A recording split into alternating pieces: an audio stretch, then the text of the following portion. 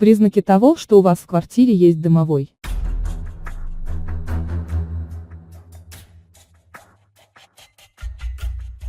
Домовые издревле живут бок о бок с нами в одном доме.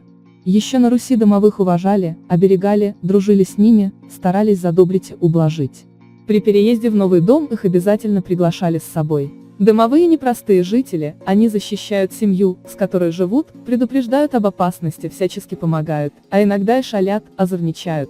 Раньше каждый знал, как определить присутствие домового в доме и подружиться с ним, сейчас это редкость. Где живет домовой?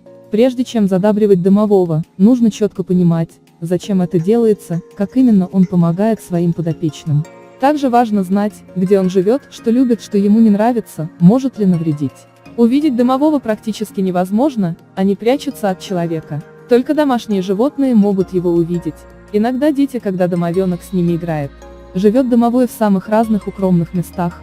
В малозаметном углу, за печкой, на чердаке, под порогом, в чулане, за сундуком или даже в печной трубе. Домовой всегда выбирает укромный уголок. На Руси считалось, что домового чаще всего можно увидеть в конюшне в яслях, в сене, на чердаке. Раньше верили, что ни в коем случае нельзя занимать место домового, он может сильно обидеться, навредить или даже уйти из вашего дома, оставить вашу семью без защиты. Что любит домовой, за что может наказать? Домовые любят порядок в доме и чистоту. Им не нравится, когда домочадцы ругаются друг с другом, лентяйничают, злоупотребляют спиртным.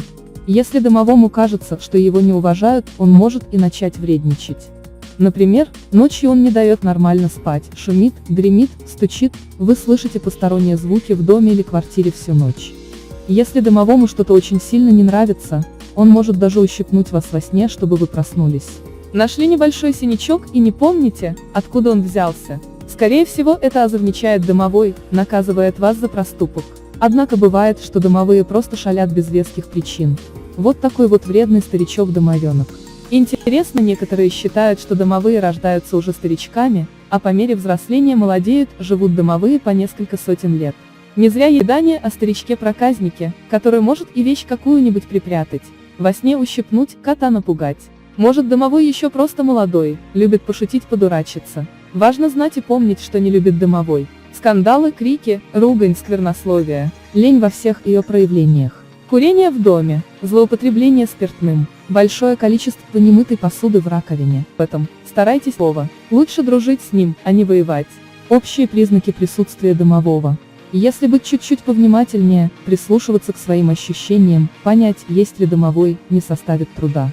А еще он иногда попадает на фото. Повадки всех домовых, как правило, схожи. Есть общие признаки присутствия доброго духа в доме. 1. Например, если у вас нет домашних животных, а ночью вы слышите легкие шаги. Не бойтесь, домовой проверяет, все ли в порядке в вашем доме, обходит его, выполняет свои обязанности.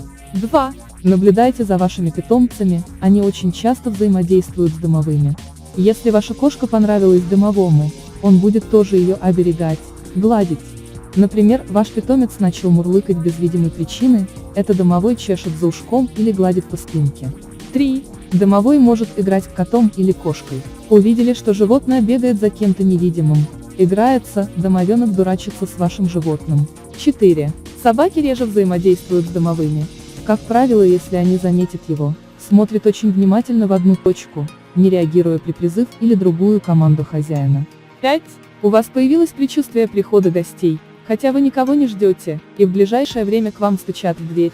Это домовой предупредил вас. 6. Если вы поссорились с членом вашей семьи и очень быстро помирились, вам помог домовой. 7. В доме или квартире приятно находиться. Вы и ваши гости ощущают тепло и уют.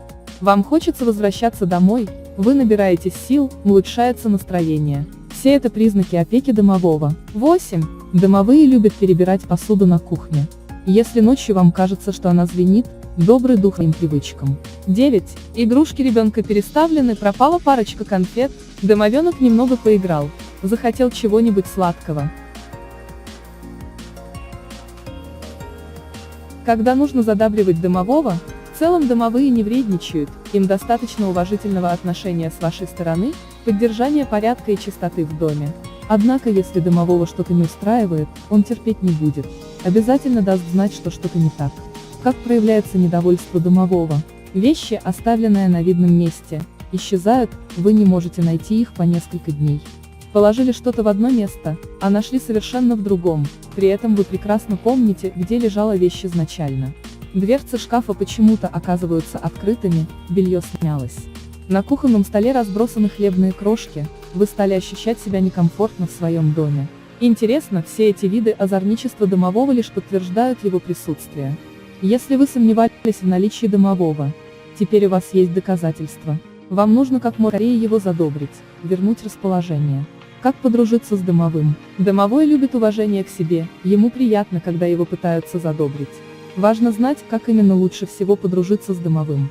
Самое важное правило – поддержание чистоты в доме. Делайте регулярную уборку, не копите посуду, выносите мусор, вытирайте пыль по мере ее появления. Иногда обращайтесь к домовому, при этом уважительно и с почтением. Называйте его батюшка домовой, батюшка. Домовому будет очень приятно, что его воспринимают как члена семьи. Например, вы можете иногда просто благодарить его за заботу о вашей семье и доме. Домовые очень любят молоко и выпечку, особенно приготовленную своими руками, с душой. Поставьте подношение на высокий сервант, кухонный шкаф. Скажите вслух, что это специально для домового. Положите красивые бусики в картонную коробочку, а ее в укромный уголок.